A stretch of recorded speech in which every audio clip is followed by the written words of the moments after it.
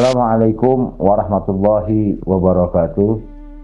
Saya Abdullah Al-Mashhur sering menyoroti permasalahan yang ada di kota Bogor maupun Kabupaten Bogor perihal kemungkaran seperti penjualan minuman beralkohol, prostitusi online maupun offline, dan penjualan obat-obatan golongan G. Nah, dengan adanya penjualan atau prostitusi yang ada di kota maupun di Kabupaten Bogor, ini sangat jelas dampak-dampaknya. Maka dari itu, saya lebih menyuarakan perihal tersebut karena saya melihat ke depan pemuda atau pemudi yang akan meneruskan bangsa ini dirusak dengan hal-hal tersebut. Dan saya sudah menyuarakan perihal ini ke pemerintah.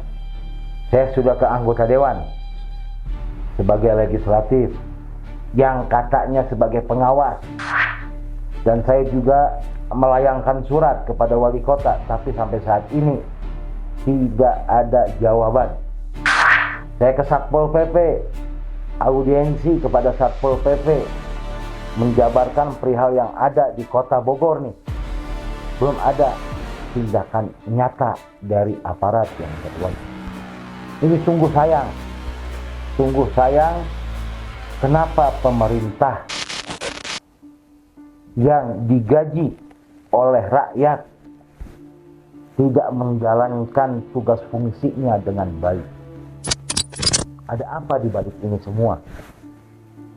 Apakah pemerintah ini lebih mementingkan investor dibandingkan dampak yang ada di masyarakat?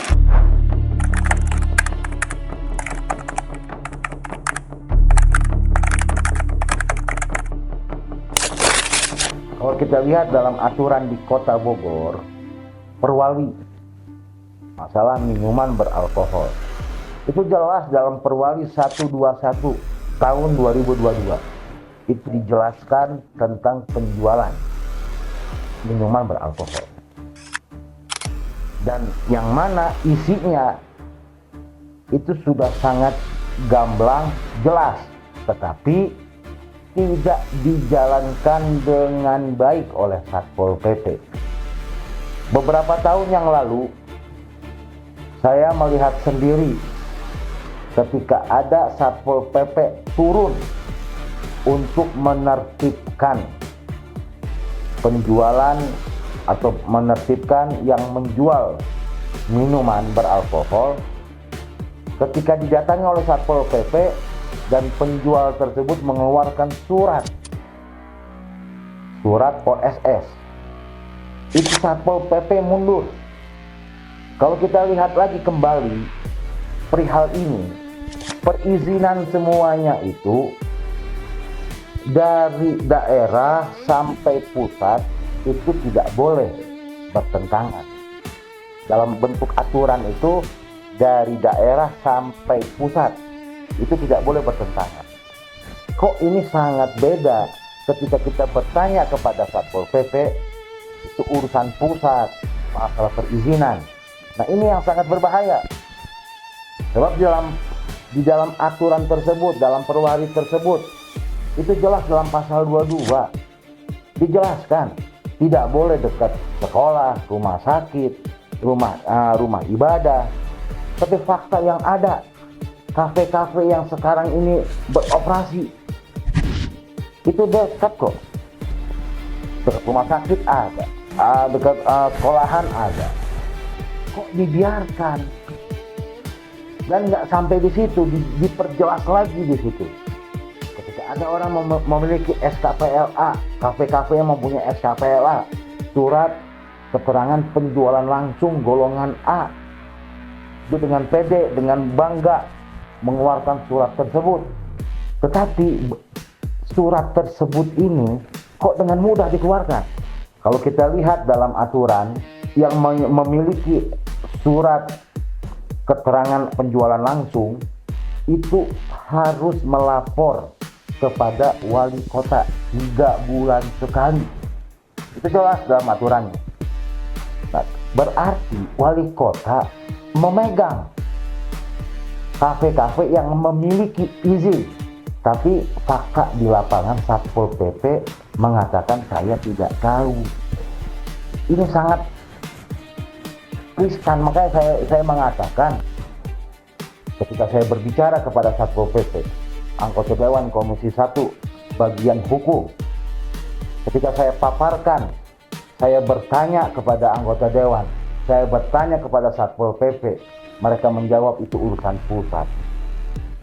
Ketika itu benar urusan pusat, untuk apa ada dinas-dinas di daerah?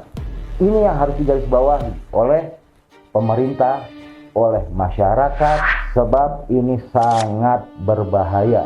Tawuran, geng motor, rata-rata itu semuanya pengaruh dari minuman beralkohol. Ketika dia sadar, tidak akan berani mereka turun ke jalan untuk melakukan tindakan yang tidak menyenangkan atau yang melanggar hukum.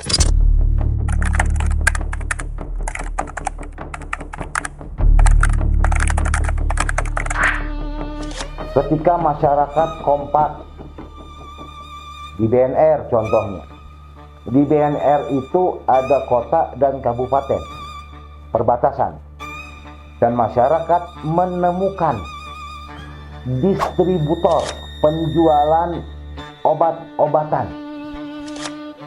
Yang sangat disayangkan, dilindungi atau di backup oleh oknum aparat yang berpangkat kalong. Dengan bangganya mereka membackup tersebut. Dan ini saya mengatakan hal ini bisa dikatakan masyarakat sudah mulai hilang kepercayaan kepada penegak hukum.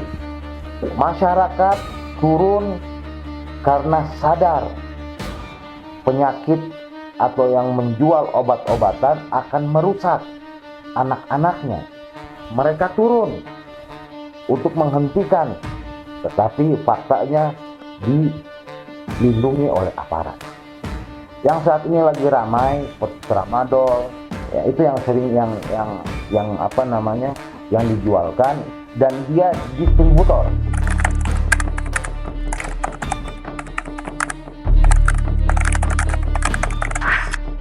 Membahas prostitusi offline maupun online di Kota Bogor, di kabupaten itu sudah mulai merambat, mulai banyak. Khususnya itu ada di kos-kosan. Dia sudah masuk perkara ini menjualkan diri. Kita balik lagi ke aturan, regulasi yang ada yang berlaku.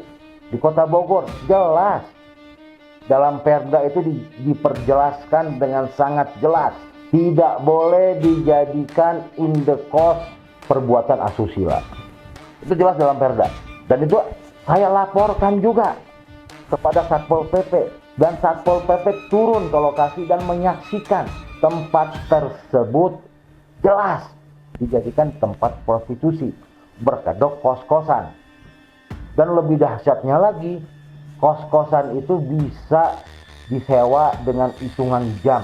Dan selain kos-kosan juga ada penginapan-penginapan dijadikan tempat prostitusi. Saya kasih contoh sedikit. Itu ada nama Kos Asri. Kos Asri itu di tahun 2022 H-1 sebelum Lebaran. Jadi posisinya di bulan Ramadan terjadi pembunuhan. Setelah dari situ diusut oleh kepolisian, 2 minggu kemudian tertangkaplah pelakunya.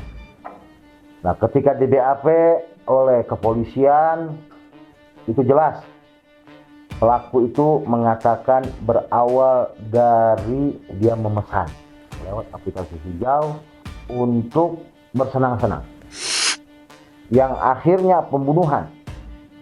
Nah, itu bisa kita lihat, kita bisa minta resumnya atau kita minta penjelasannya kepada Polresta Bogor. Itu sudah jelas semuanya. Di berita sudah ada. Kenapa Satpol PP diam? Tidak ada penyegelan dari aparat yang berwenang, yang mana tiba-tiba dari kos asli berubah menjadi kos premium. Setelah ada perubahan, saya pribadi cek langsung dan masuk ke tempat tersebut untuk membuktikan. Dan hasilnya jelas ada. Dan itu saya laporkan kepada Komisi 1. Saya laporkan ke Satpol PP. Tapi sampai saat ini, detik ini, tidak ada tindakan nyata dari aparat yang berwenang.